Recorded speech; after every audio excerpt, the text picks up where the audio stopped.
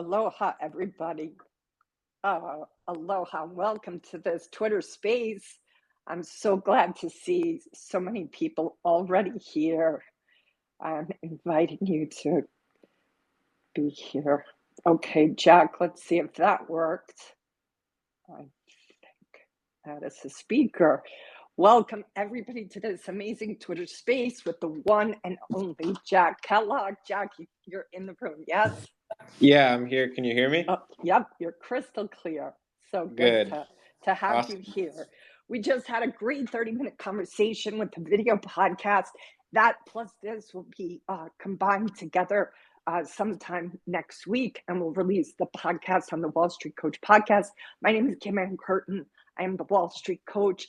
I do executive coaching and coaching for traders. Jack and I are talking a little bit today about trading EQ and just about his incredible willingness to be with the hard to be with stuff. Jack, thank you for being on this Twitter space. Yeah, thanks for having me. We just had a great talk over on the Zoom call, so really excited for that to come out, and I think the Twitter space will go really well as well, so I'm quite excited. You know, some of what we talked about that we'll touch upon here too is this balance between being a hard worker, being somebody who's incredibly disciplined, and balancing that with having a life and being able to be a person who doesn't just trade and only trade. So if you're willing to just elaborate on that more, I would love for you to just wax on about that for a few minutes.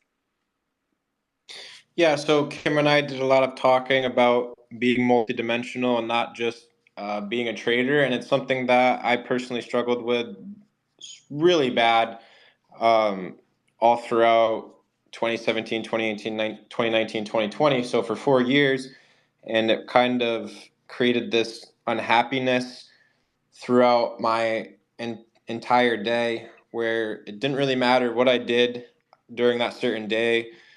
Even if I was trading good, if I was trading bad, trading was pretty much my life, unfortunately. And I just realized that I had to change because I was getting sick and I was super unhappy. So I worked with Kim, and she helped me open my eyes to being more multidimensional and having different areas in your life.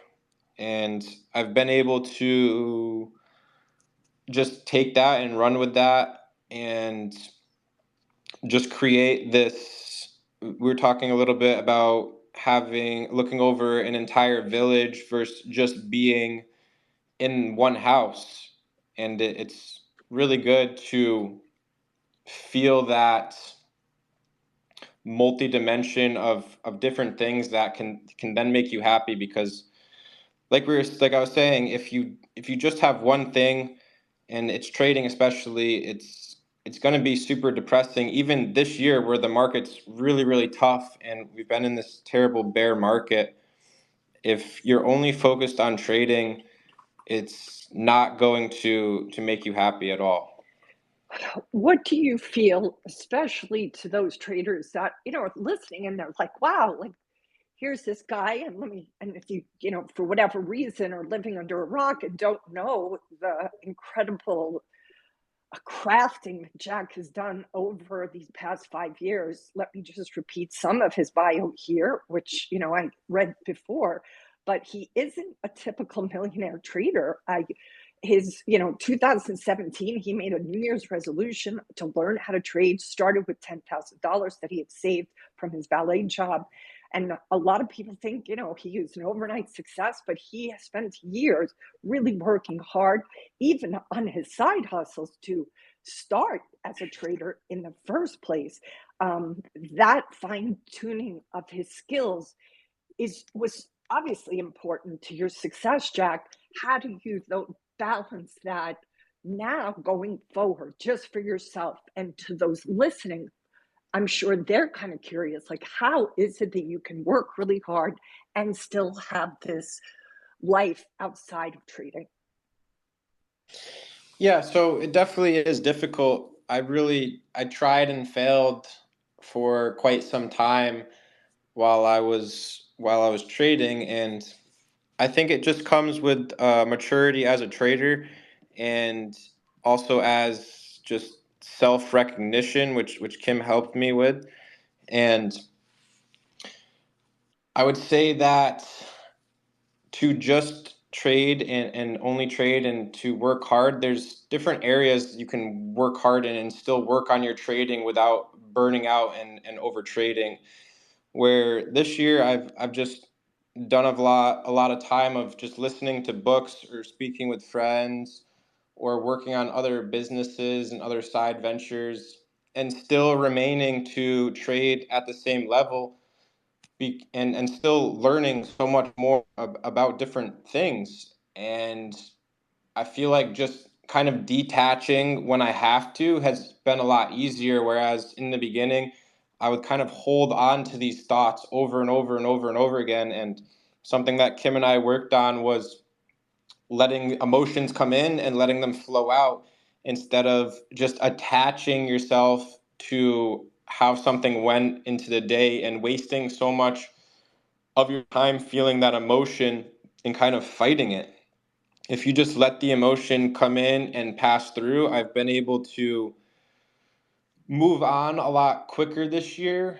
And even when I took quite a few large losses this year, if that happened to me in 2020 or 2019, I would really hold on to that loss and that emotion, and I wouldn't let it take its course through me, and it would be very difficult for me to then move on in a timely manner.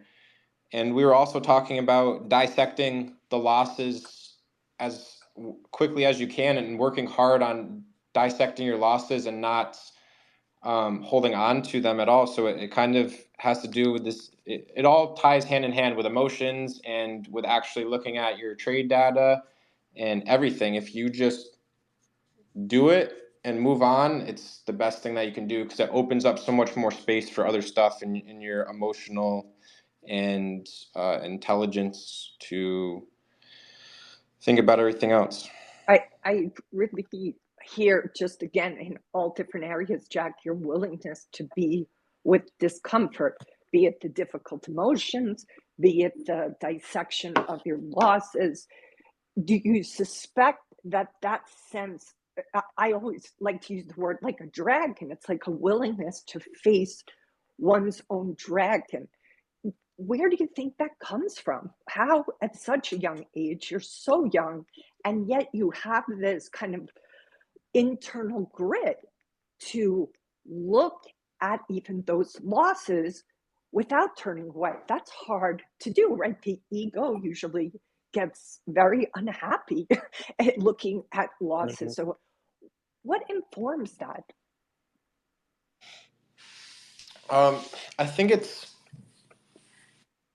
mostly self awareness of understanding what will happen if you run from that dragon. There'll be so many different things that come up. Maybe you'll have some short-term comfort, like for example, if you take a bad loss or something happens, like oh, you can just take a pill or you can drink or you can do whatever, and you can kind of just ignore that problem, and you're like, oh, I'm just going to get through this by forgetting the problem, right? And if you do that, it's going to come back and it's going to haunt you so bad without even realizing that it's haunting you. And that's something that we also worked on when we worked together, is things that affected me when I was really young, like came back and were affecting me um, just a few years ago, and they still will if you don't recognize why you feel certain ways because of events that have happened in your past. So I just think the best thing you can do is really just face the dragon and accept the pain and move on and try not to let that thing that happened bring you down for weeks, months, years. If you just let it affect you for maybe 1, 2, 3 days max, you can do everything to move on past it a lot quicker, and it'll be for the better. Let's talk a little bit about the importance of physical health. You've shared that in other forms too, that you really had to start to take care of your body. Just talk about how you've seen that impact you as a trader, putting a focus there. Yeah, so when I was trading really hard, I didn't take care of myself at all, whether it was with eating or whether it was exercising, whether it was breathing, and I just find now if I have so many techniques that help me feel better via health, which is I love going for walks. Like today, I had a red day.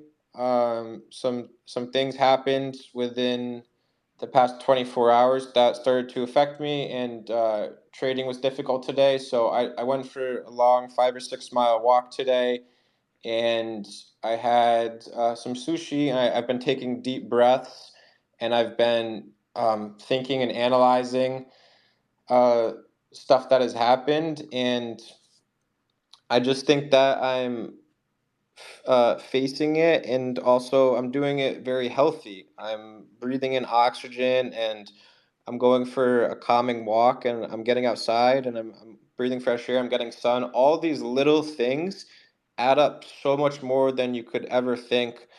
Whereas if you don't do anything and you just watch the World Cup, like USA play Wales, like you're not really going to get anywhere or where you want to be. I think it really starts with getting outside mainly, and just kind of getting out of that space for a little bit of what eventually hard where the hard to be feelings were, just kind of getting out of it for a little bit and just taking some time to be healthy, and kind of having some time to think clearly.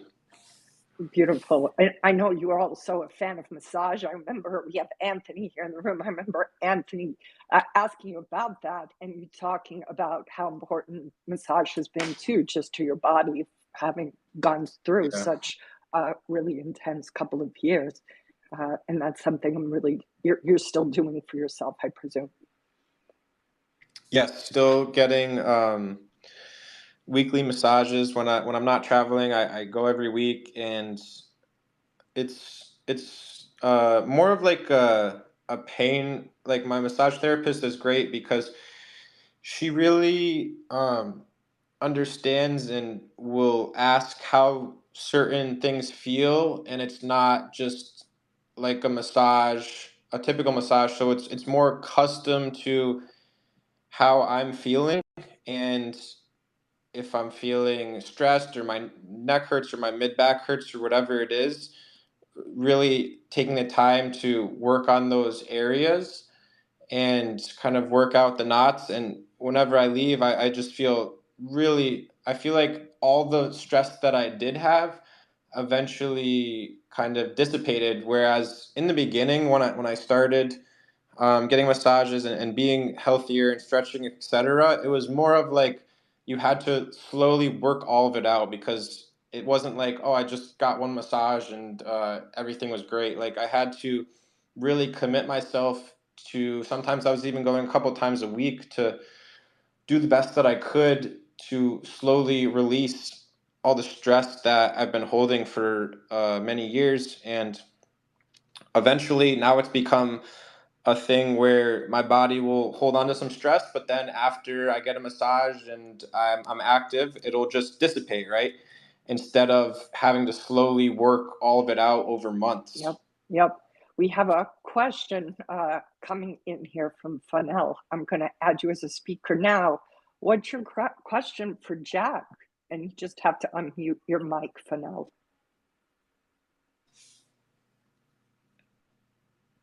All right, maybe Fanel's trying to figure it out. Bottom left is where the mic is. Great.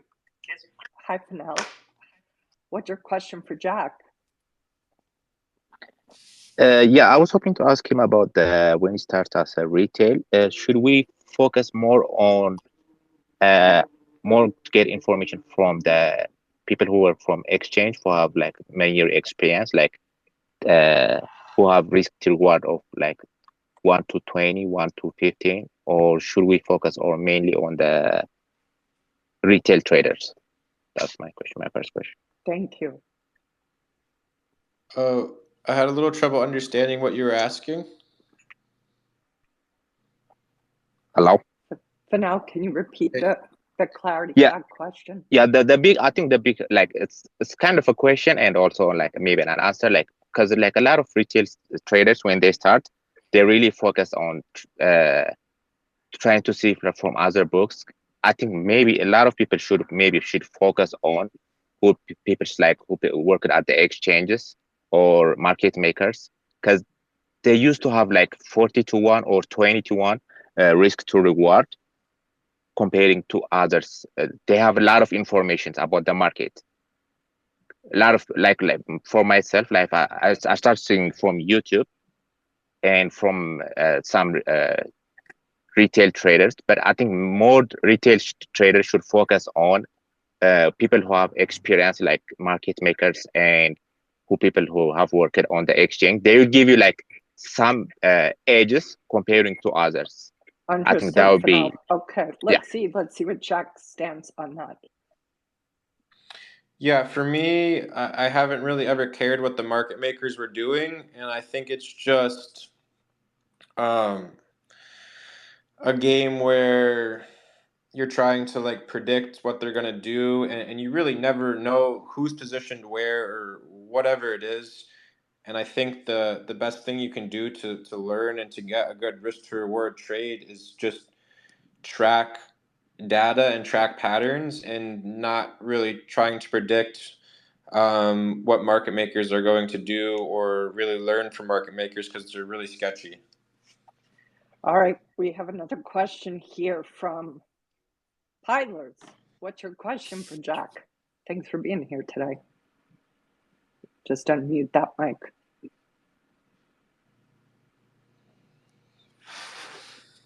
Pilers on the bottom left is the mic. If you guys liked this conversation with me and Jack, please be sure to retweet that we're having it right now so we can get as many people here learning the wisdom that Jack has at such a young age. So, pilots, we can hear you now. What's your question? Hey Jack, how are you, man? I have a question about usually every trader has an edge, and you don't see your edge, and what we have to do to not to trade. I mean, we force ourselves to trade. At that moment, when I don't see my setup, what should I do to not to trade and don't force the trade?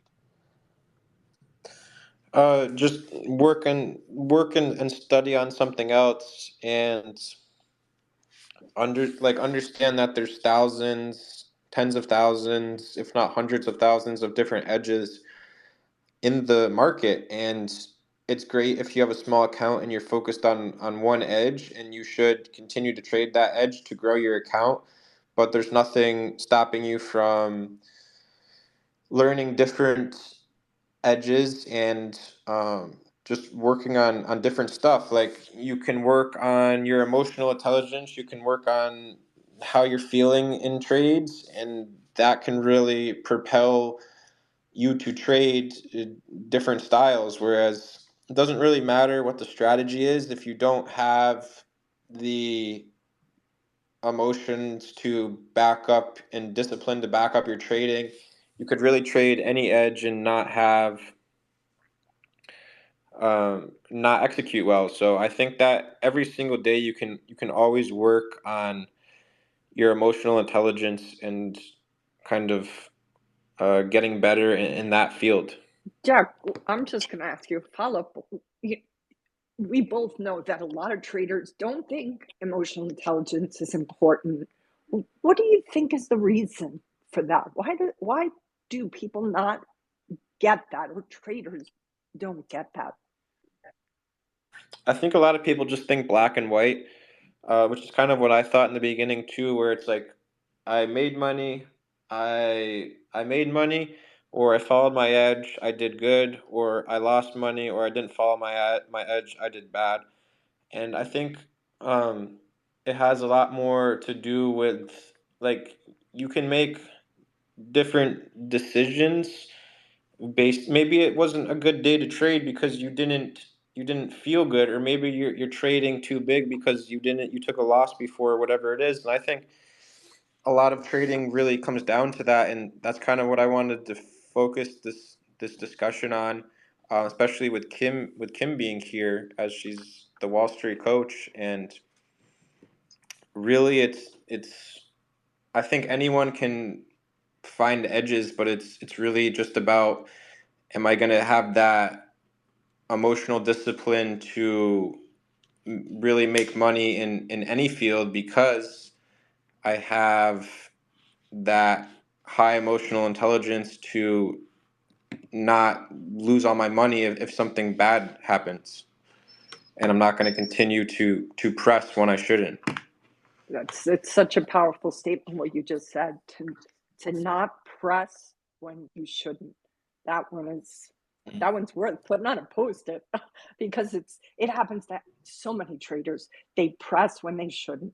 All right, we have another question here from Afghan Rebel. What's your question for Jack? And thanks for being here.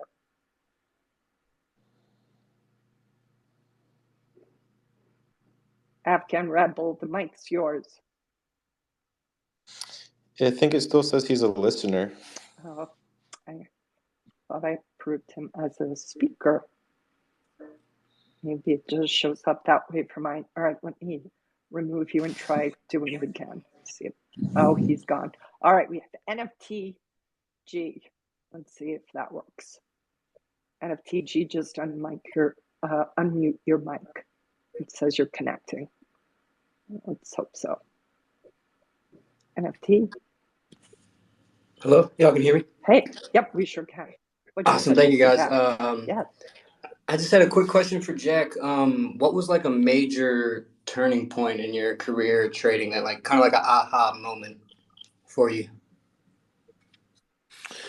Yeah, sure. We can talk about really the simplest thing, that if we're talking, like, if we're speaking from the beginning, which is what I think you're asking about, it was really just seeing a successful trader cut losses quickly, right? It really was as simple as that. Whereas in the beginning, my trading was win small, lose huge, right? And once I've kind of saw like the opposite, where it's okay to lose small a bunch of times and then win huge, and that's when it started to really be like, oh wow, like that's what you have to do. I had it wrong the entire time, where I'm just focused on trying to win, and when I am winning, I just cut my winners way too short. And when I'm losing, I'm just going to hold on and kind of add and add and add, and then you have a huge position that you're losing in. And when you're in a winner, you just don't have. When you're in a winner, you have no size, and you're just winning really small. So once I saw that, I kind of flipped up to adding to winners and cutting losers quick. Beautiful. We're going to try to get you back in, Afghan Rebel. Let's hope that works. Please unmute your mic.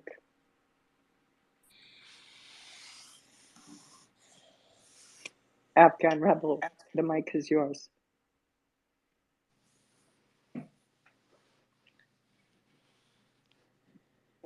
Okay, we're going to go to you, Nick. I see you sitting there for a while trying to ask a question. All right, Nick, you know the drill. What's your question for Jack? Nick, the mic is yours. So this question is regarding your trades on SQQQ and TQQQ. So coming from someone who traded small caps and OTCs, what specific patterns did you see in trading those the SQQQ and TQQQ? Yeah, so it's definitely hard to just sum it up and be like, I'm doing this because XYZ. Like, it's the overall indice, and there hasn't been much volatility in small caps and OTCs. So this year I've spent a good deal of time learning about investing as well as indice trading short term.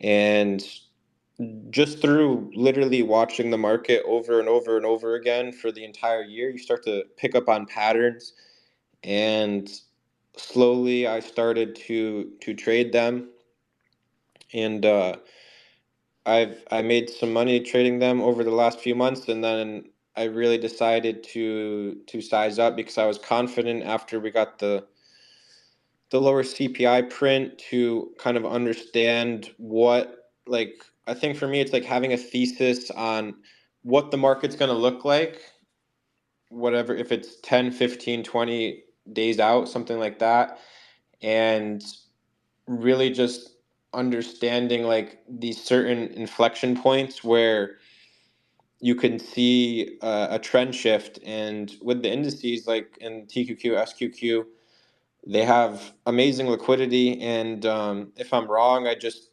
simply exit. And sometimes I'll take losses on them, but it's never a devastating loss because I don't have liquidity problems like I do in a lot of other small cap and OTC situations where you just enter and exit. And as long as I cut my losses quickly on these, I'm still able to uh, turn a good profit on them. And there's some days where I just kind of see the trade in my head before the market opens, and they almost do exactly what I think. And then there's some days, of course, where I'm just completely wrong, and I'm just make sure to take a few small losses and then shut down because I'm obviously off today, and next day is always a new day. So. Jack, what do you attribute as the critical pieces of your being able to go from a million in profits in late 2020 and then finding yourself going past 10 million at 11 million now in profits?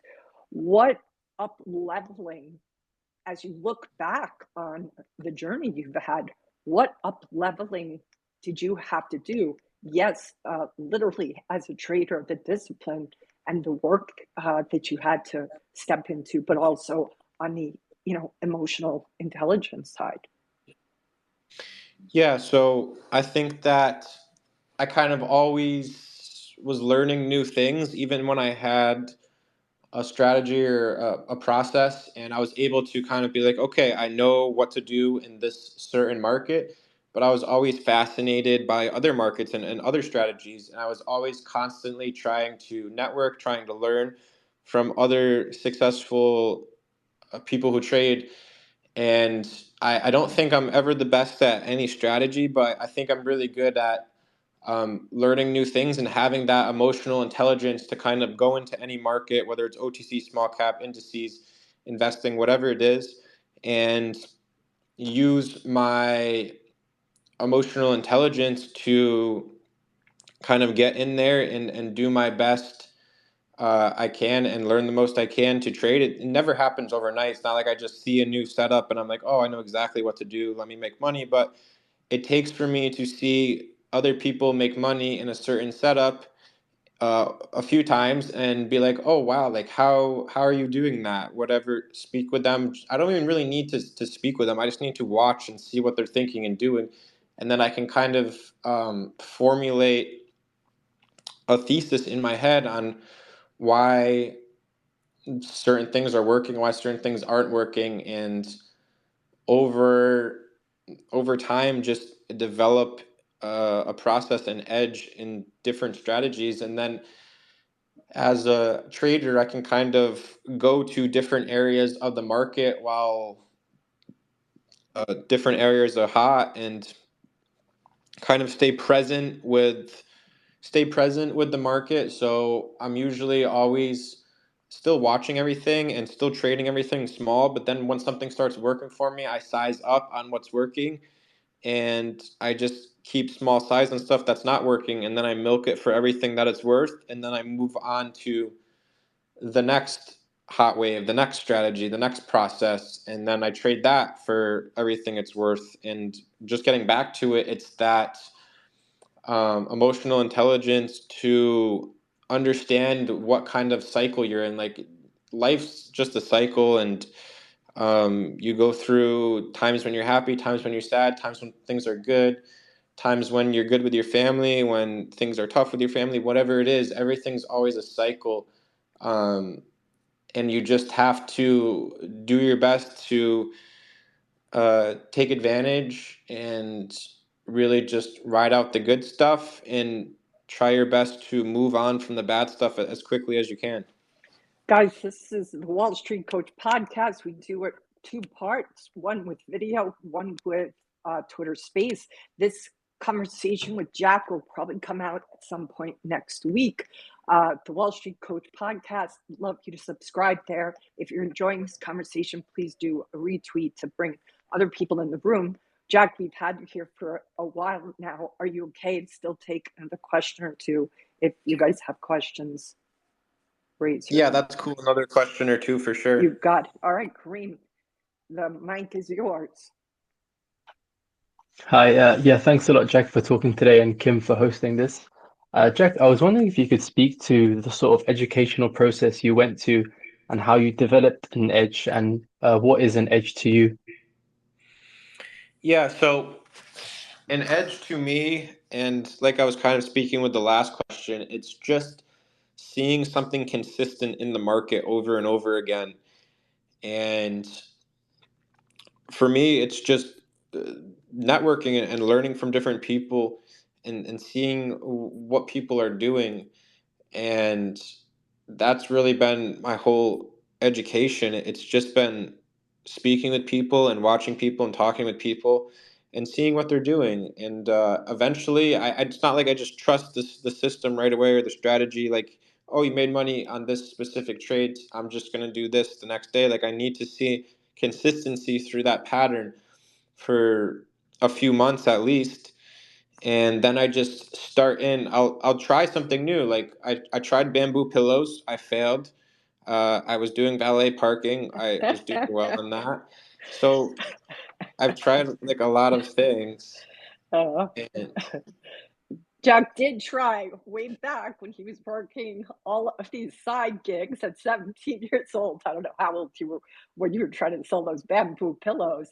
But that's what I hear from you, Jack, all the yeah, time is this: you're unattached. Like you have this ability to be like hold it, but then put it down, whatever it is. It's remarkable. Like you don't get too attached. mm-hmm. Yes, with different strategies to make money, like it's always changing, and you can see with boom and bust cycles happen over and over and over again. And for me, I just don't want to get involved in a cycle of a bust and just have it continue to just slowly bankrupt me and make me really sad. Because I don't need to be focusing on that, especially for, let's say, example for like Bitcoin, right?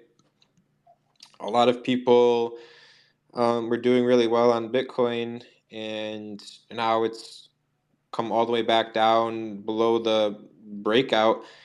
And if you just get too attached to something, it's kind of crazy how quickly it can evaporate. And there's always going to be another hot wave somewhere else in the market. And it's just about, for me, continuing to learn and develop my emotional intelligence on top of learning different strategies in the market. What does the future hold for you? What are the future goals that you have set for yourself, personally and professionally? A few personal goals that I have is to really just continue what I'm doing in life. And I feel like at this stage, um, right now, I want to continue learning and trying new things. And it's really just what I've been doing over and over again. And I wouldn't say like I've really set a hard goal on anything except continuing where I'm at in my journey and continuing to learn different things. It's more of I set goals day by day, week by week, month by month, but I maybe I need to work on that a little bit. But I don't really have any long-term goals at the minute. Yeah, yeah. That's. I'm just curious, but I just feel that your open-mindedness is it's remarkable just among anybody, but never mind someone who is 24 years old. So I have said this to you a bunch of times. You are an old soul, Jack. You really are an old soul. We have Afghan Rebel, his third try. Hey, Let's have your question for Jack. How you sorry, it doing? kept disconnecting. Those. That's okay. Hey Kim, how you doing? Hey Jack, Doing good. Hey, how you doing, bro? It was what's up? super duper awesome to hear that you were saying you were trying not to fully identify your worth as a trader. You were trying to diversify into different aspects. I went through similar thing and I'm probably still going through it. And I am trying to diversify in terms of related to stocks, a little bit of prop firm, and I just got into student rental. Can you, like, I guess, take a step back? Like, how did you identify what to do? Like, how did you diversify? And how did you find out that, hey, I need to diversify or I should stop diversifying? Now uh, I'm no longer fully affected by the impacts of a trader. I don't know if that's a Yeah, confusing way or not, but yeah. So I knew to diversify because I wasn't happy. Two, I looked at my account balance and I was like, this doesn't seem smart to just be so one dimensional with everything and just continuing to kind of do the same thing over and over again right now. I need to kind of pick a direction and try new things for not only my finances but also my health and my mentality. So I started working with Kim a couple years ago, and that's where I started my journey of becoming more multidimensional. So Kim and I worked on understanding emotions as well as understanding the history of your oneself. And then from there, it was trying new things small and seeing what I like, not even just in trading, but also in life, trying different hobbies, watching different sports, traveling to different places, trying different food. And for me, it just is a slow process of weeding out what you like, what you don't like, and eventually you wake up one day and you have all these different aspects to your day, and you get out of bed and you just kind of smile because you're like, okay, I'm gonna wake up and go for a walk. I'm gonna get my coffee at I'm gonna get this kind of coffee there. I'm gonna do this, whatever it is, and it's just not me waking up at 8:45 and just going to the computer and being like, okay, which of my OTC stocks are gapping up? What trade setup do I have today, etc. And it's just a lot more satisfying and being a lot more happy to just have way more of my focus diversified. So instead of having just in a 90-10 focus, 90% focus on stocks and 10% focus on my girlfriend, which is what I had, now it's a lot more different from I have, some focus here, some focus there, some focus there, etc. And just always making sure I have my priorities straight, um, but also making sure that I'm not getting too stuck at one thing. Noel, I'm going to let you talk in a minute, but I just want to acknowledge Jack's girlfriend who's in the room, Mari. I'm just so glad you're here. How important, Jack, do you feel it is to have support? Your girlfriend is a trader, Mari is a trader, which I imagine is beneficial to your support. just in general, talk about having support from either a loved one or just a community of traders. How much has that impacted your trajectory? Yeah, it's 100% been the difference maker for me. And just to have support, because my parents didn't really support me too much, and also especially male friends, they don't really like to support you if you're going to take a big leap of confidence. They always kind of come in after the fact. So Mari was definitely always there on my worst and my best days, and just continuing to support me no matter what happens, and continuing to grow together and learn new things together, go through emotional cycles, and using all of that knowledge and information to grow better as a couple, and also as traders, and also as every other area of your life. Yeah. Noel, what is your question for Jack? And then we'll probably bring it to a close. He's given us a lot of time today. His podcast will come out sometime next week, 30 minutes of a Zoom conversation with Jack.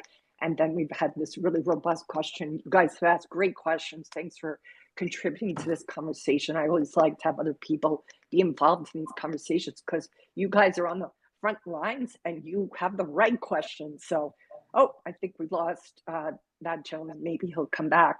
Is there any mindsets, Jack, as we kind of close this up, that you'd like to see shift in the trading community? What are the mindsets that if you had a magic wand to change around sophisticated traders or even beginners that you'd like to see different? What would those be? I would say right now, just understanding that we're in a cycle of toughness, and seeing a lot of, seeing some new traders and some experienced traders uh, and get kind of down, and just to kind of understand that we're just in a cycle, and it's been pretty tough for at least a year and a half, I would say. But eventually, like, the market will be better, or whatever you're struggling with, even outside of trading, like, it'll get better as long as you keep working hard and showing up and progressing mentally. And there's always something to work on, so don't feel like, hey, I can't do anything today because my strategy isn't presenting an opportunity. Every day is an opportunity to learn something new and to progress in something, and make sure you're making the best of it. So not really one mindset, but kind of a jumbled up mindsets that I'm constantly reminding myself of, and also my friends to work on. Jack, you're an inspiration. You're just an incredible human being. Your generosity, not just to the trading community, but to so many people that are in your life. I'll never forget that post you did where you gave your parents $100,000 for your birthday. That generosity and giving back, Jack, it's just again so rare in anybody. Never mind somebody so young.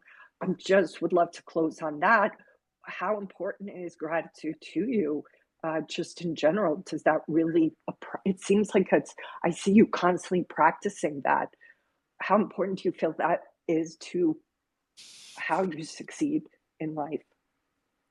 Yeah, I think gratitude is a big thing that you have to constantly be working on, or you're just going to be a negative individual um, every single day. And for me, I've felt that way before, where I've been very short biased before. I've been negative towards everything. I've been very cynical, and I've also not been. I've not shown any gratitude, and something I really struggled with at the beginning of my trading journey.